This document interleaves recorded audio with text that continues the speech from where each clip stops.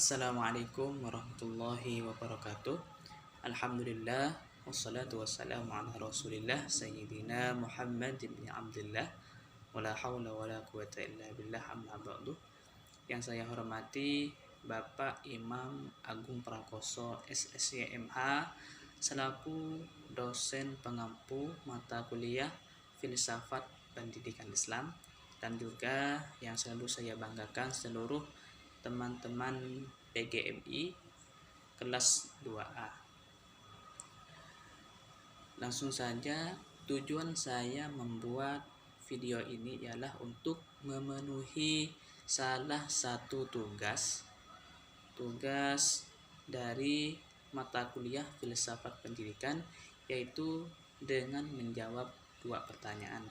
Yang mana pertanyaan pertama ialah apa saja masalah pendidikan dan cara penyelesaiannya. Terus pertanyaan yang kedua yaitu urgensi pengembangan kurikulum. Baik, dalam video ini saya akan menjawab kedua pertanyaan tersebut. Mulai dari pertanyaan yang pertama yaitu apa saja masalah pendidikan dan cara penyelesaiannya. Ketika kita berbicara tentang masalah pendidikan khususnya yang ada di Indonesia, tentunya banyak sekali masalah-masalah yang akan kita temukan di negara kita ini. Karena mengingat pendidikan di Indonesia tertinggal jauh dari pendidikan negara lain. Di sini saya akan membahas beberapa saja dari masalah pendidikan yang menjadi masalah dasar dari sebuah pendidikan. Yang mana masalah yang pertama ialah terbatasnya akses pendidikan. Yang dimaksud dengan akses di sini ialah kemudahan yang diperoleh oleh setiap warga atau masyarakat untuk mengikuti program pendidikan. Nah, sedangkan akses pendidikan ini sendiri tidak merata di negara kita, khususnya di daerah-daerah terpencil, yang mana jumlah sekolah di daerah-daerah terpencil itu masih terbatas. Contohnya di kampung saya sendiri, yang mana di desa saya hanya ada 2 SMA, yang pastinya rute atau jalan menuju sekolah itu sangat jauh karena dalam satu desa hanya ada 2 SMA. Lalu bagaimana cara mengatasi masalah tersebut? Salah satunya ialah dengan membangun lebih banyak sekolah khususnya di daerah-daerah terpencil dan memberikan fasilitas-fasilitas yang sekiranya memudahkan peserta didik untuk menerima transferan ilmu dari gurunya. Untuk masalah yang kedua yaitu kurangnya minat belajar. Sekarang sudah banyak terjadi bahwa minat belajar siswa dan siswi itu lebih berkurang. Apa sebabnya? Kurangnya minat belajar disebabkan oleh penggunaan teknologi atau gadget yang kurang bijaksana. Contohnya menggunakan teknologi dengan hal-hal yang kurang bermanfaat, seperti contohnya memain game dan lain-lain, yang intinya kurang bermanfaat untuk diri kita. Sehingga waktu-waktu yang seharusnya dipakai untuk membaca buku atau belajar itu habis untuk hal-hal yang kurang bermanfaat. Lalu bagaimana solusi untuk hal itu?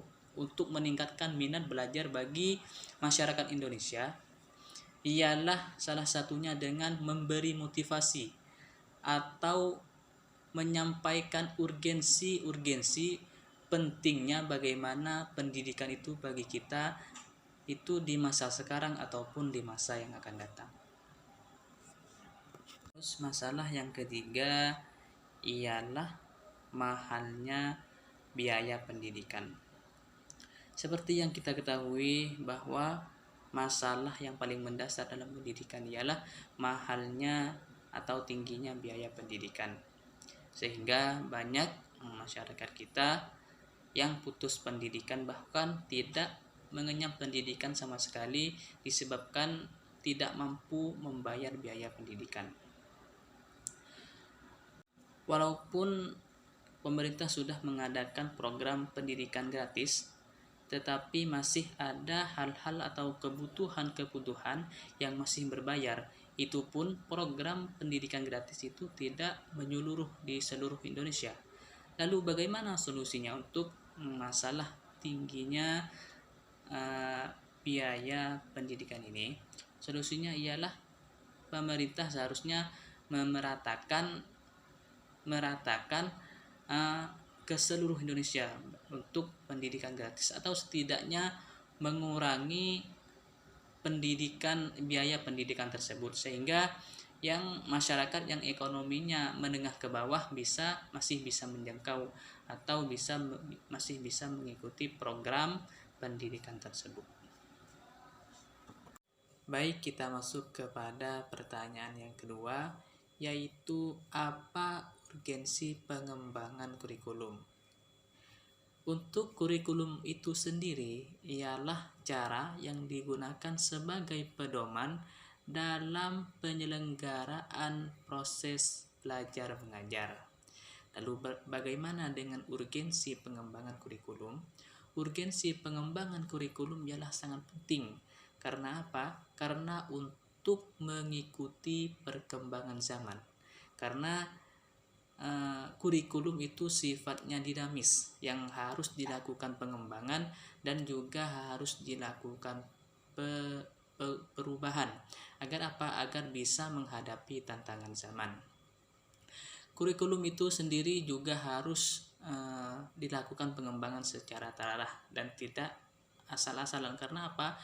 Karena agar bisa mencapai dari tujuan pendidikan tersebut. Mungkin hanya ini yang dapat saya sampaikan. Semoga bermanfaat. Jika ada kesalahan mohon dimaafkan dan diluruskan.